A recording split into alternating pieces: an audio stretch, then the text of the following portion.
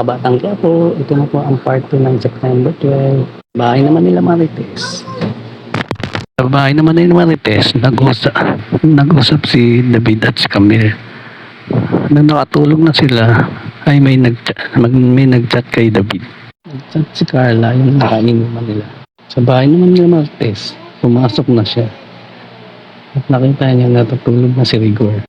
Pareho silang hindi nag-iimikan, si Rigor at si Marites. Mansion naman, chinik ng doktor sila at Monique. Wala pong major injury sa misis niyo. Pero sa oras na magpakita siya ng symptom, tulad ng pagsusuka o pagkahilo at pananakit ng ulo, dalhin agad siya sa malapit na ospital para matest siya kaagad. Sumagot si Ramon. Maraming salamat, Doc. At dumating ang pamilya ni Monique. Tay, Nay, kamusta po kayo? Sumagot si Monique. Okay lang kami. At sumagot si Nita. Bakit nagkaganon? Di ba marami kang security? Sumagot si Edwin. Sinong sila ulo ang magpaplanta sa isang bomba sa isang kasal? Sumagot si Ramon. Patawarin niyo ako. I don't know who's behind this. Pero papaimbestigahan ko ito. Pero iniisip ko, siguro isa sa mga kalaban ko sa negosyo ang gumawa nito. Sumagot si Edwin. Teka, anong negosyo meron ka ha? Inalagay lahat sa alanganin ng mga buhay nila. Sumagot si Ramon. Kaya nga iimbestigahan para malaman natin kung sino nasa likod nito. Sa alanganin pala ang lagay ng anak namin dito. Huwag kayo mag-alala, may plano ako.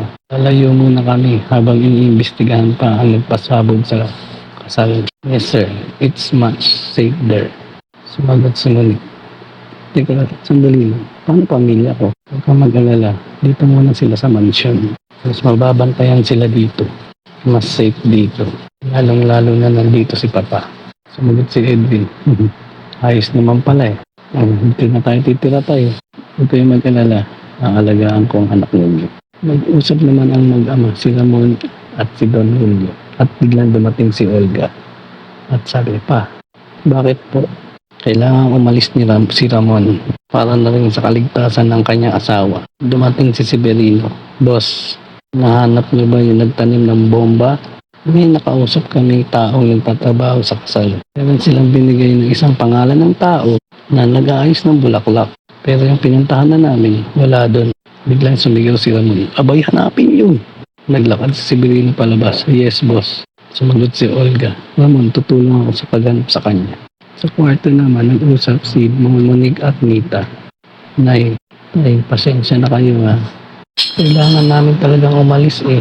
Katakot kasi yung nagtangka sa buhay ni Alberto eh. Kaya ang inaalala ko ngayon, paano na kayo? Kut si Aling Nita, huwag mo kaming kalalahanin anak. Kaya namin ito.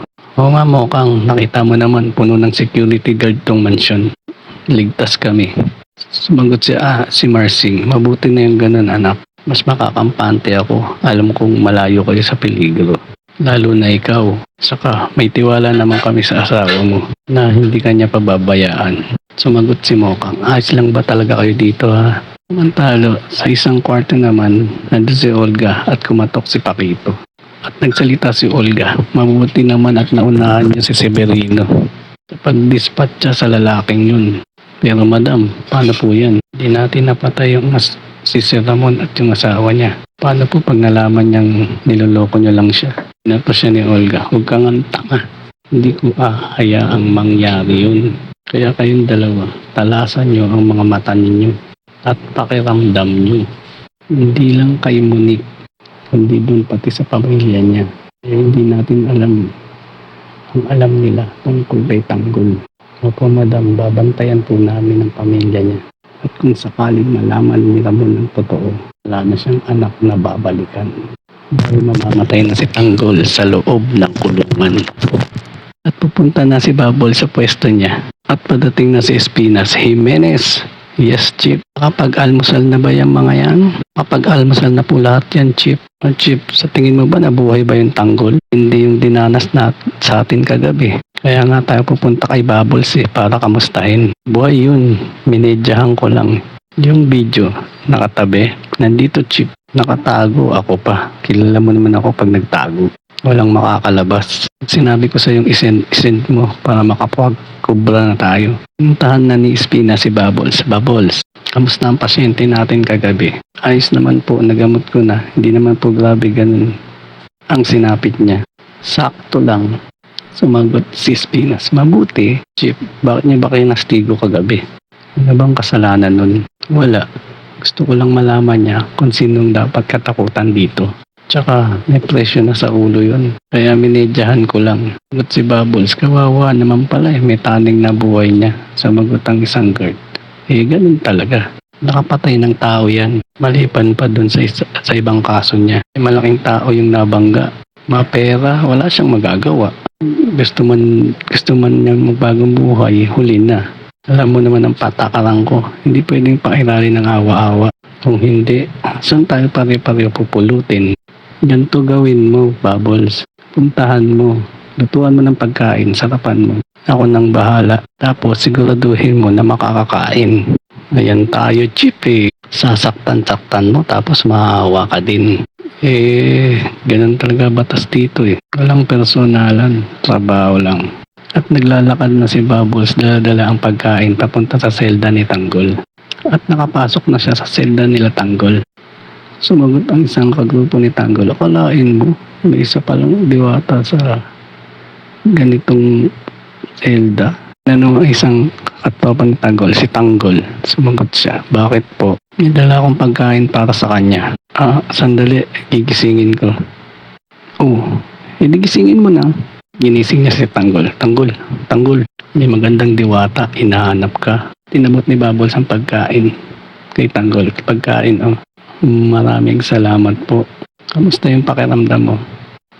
Ayos lang po. Ayos na po ako. Maraming po salamat po pala sa pagtulong niyo sa akin kagabi. Sumagot si Bubbles. Mabuti yan lang ang sinapit mo. Kumain ka na para lumakas ka na agad. Salamat po. Nung si Enteng. Sino yun? Sumagot si Ben. Apo ni Mang Celso yun. Si Bubbles. Nako, tinik yun. Hindi nyo pwedeng basta-basta pormahan. Pumapalag, baka hindi kayo umubra. Hindi naman namin to pormahan Nagulat lang kasi kami. Meron palang magandang babae dito. Sumagot si Celso. Ang mayor nila, apo ko yun. Kaya huwag niyong babastusin. May paglalagyan kayo. Huwag po kayo mag-alala, Mang Celso. Hindi naman po namin babastusin ang apo ninyo.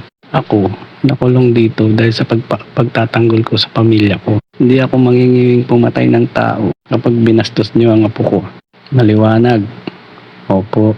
Mabuti na yung malinaw. Thank you for watching po. Follow for more video.